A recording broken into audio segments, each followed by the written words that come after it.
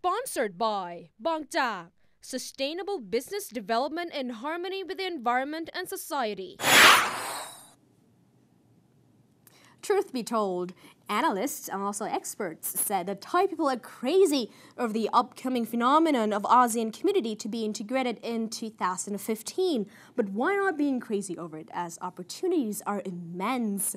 Mahidol University International College has already foreseen vision of this upcoming regional integration. And that's why we'll be exploring on how MUIC, as a leading tertiary educational institution, has been prepared for the ASEAN community, especially on how they encourage and increase awareness among students to go out on ASEAN exchange student programs. Dr. Charles Windisch, Associate Dean of International Affairs, offers students two exchange programs, one called ASEAN International Mobility and MIT. This is the project that you're looking into, the ASEAN International Student Mobility. Can you tell me more about this project, please? Sure. One of the issues in ASEAN is education and higher education, third level, tertiary education. Right. So ASEAN wants to promote student mobility within the region, and they're doing this in different ways. There are also many other projects. They're mainly coordinated through AUN, which is the ASEAN University Network. But in terms of student mobility, you have different kinds. You have where students go and study full-time for a degree in another country. Undergraduate degree. It could be undergraduate or graduate. Mahidol University International College were undergraduate programs, but Mahidol University is graduate programs in science and medicine. So we have AUN students coming to do advanced degrees at Mahidol University. We're part of Mahidol University. And one of the strategic goals is to increase international student mobility, and particularly ASEAN student mobility within the ASEAN region. So at MUIC, we're focused more on undergraduate, but we have some graduate programs, and we would be interested in mobility in the graduate programs. So as I was saying, you have undergraduate full-time where they go to get degrees. You have exchange programs. Right. We have what's called visiting programs where the students come and pay fees. With the exchange, it's generally understood that our students would go and their students would come. But sometimes we can't achieve balance if they want to send a lot of students. Right. And then we have short-term projects.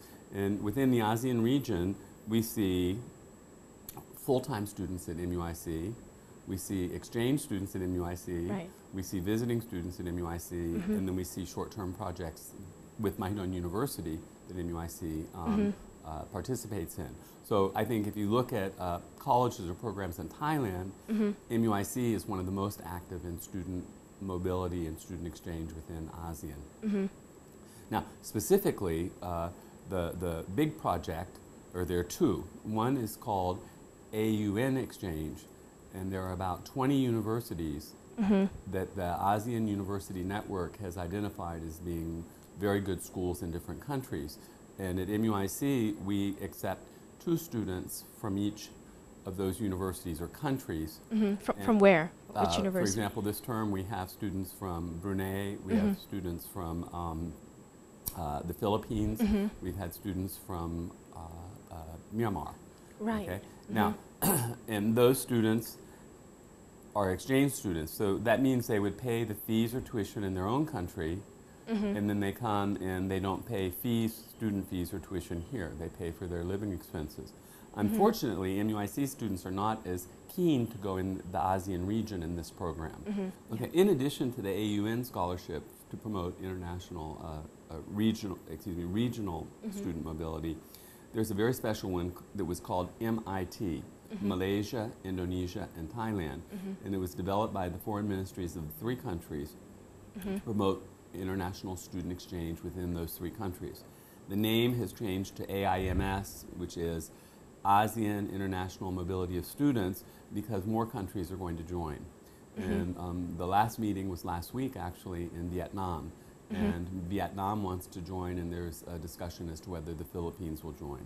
And at MUIC, we've been active, and there are 3 or 4 different majors that are being looked at, and at MUIC, it's business. So we have inbound students for business and outbound students for business. And we receive 10. 5 from Malaysia, and 5 from Indonesia. And we send out 10 students, 5 to Malaysia and 5 to Indonesia. We don't send students within Thailand in this program. And they're very, very good scholarships, and they're very good universities. The students who go have a very good educational experience. And the scholarships cover the tuition, transportation, housing, and there's some incidental expense money. So what universities join this program? Malaysia, Indonesia? The ones in Indonesia, for example, would be the University of Malaysia, UKM? UKM.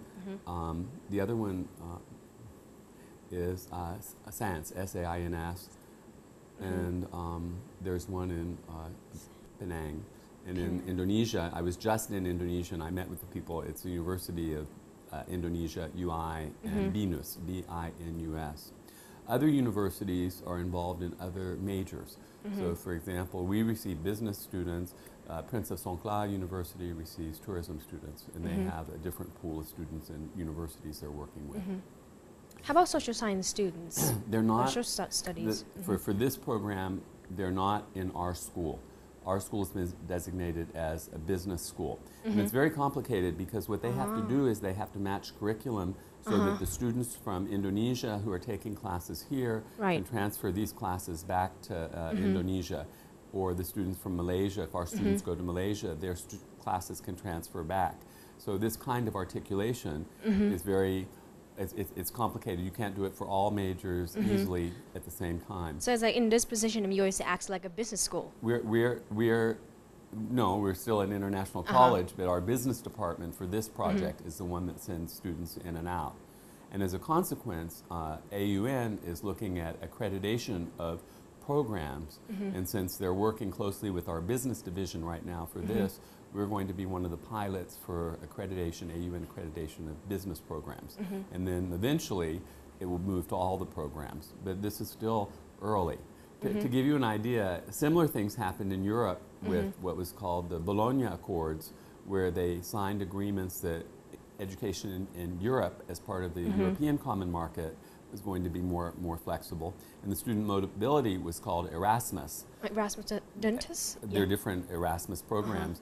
And originally they maybe had 200 students, and now I imagine they have 20 or 30,000 students. So we're at the stage where these things are beginning in ASEAN. Remember, ASEAN has not actually begun as ASEAN until 2015, December. So we're helping set up programs that we hope will develop into more meaningful or larger programs within the ASEAN region.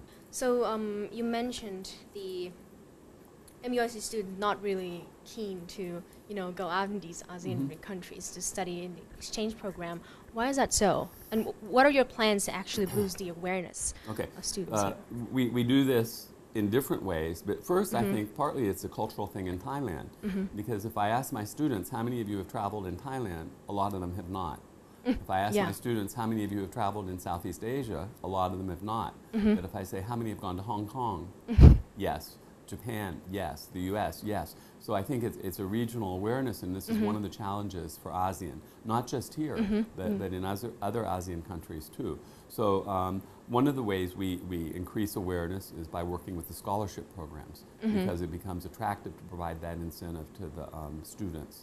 The second big thing that's going to happen is within the next 2 years, most of the universities are going to move to a similar schedule. The MUIC schedule is more in line with America than it is with Thailand and other ASEAN countries. And the other ASEAN countries and Thailand will move to a schedule which is more similar to the US, and that's going to make it easier for the students to go. And I think that now people like you are helping us, because you're frightening the students and you're saying, Thai students are not ready for ASEAN, and then they want to know what ASEAN is, okay? And in my own class, I do a public speaking. What are you teaching now? Public speaking, and the theme is ASEAN, and a lot of the students have chosen as topics employment mobility, because when they graduate in 2015, they're not competing only within Thailand for jobs, but within the region. And I think that kind of education in the classes and from the press is creating an awareness, and then as my office has to promote the opportunities, how they can take that awareness and make some action, like going abroad for a while.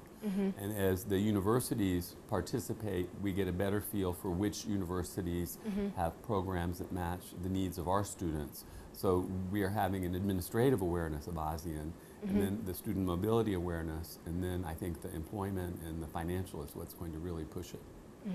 I see. So right now, are there any students actually applying for this exchange program? For MIT. For MIT or for any of the Yeah, countries? for the MIT, we send 10 every year. And every year. This will be our fourth cycle this year. So Fourth that cycle, will have been 40 okay. who went out. And then for some of the short-term things like ASEAN Speakers Contest, or last year there was a conference in Singapore, and our students went for a weekend or 3 days, and then they came back.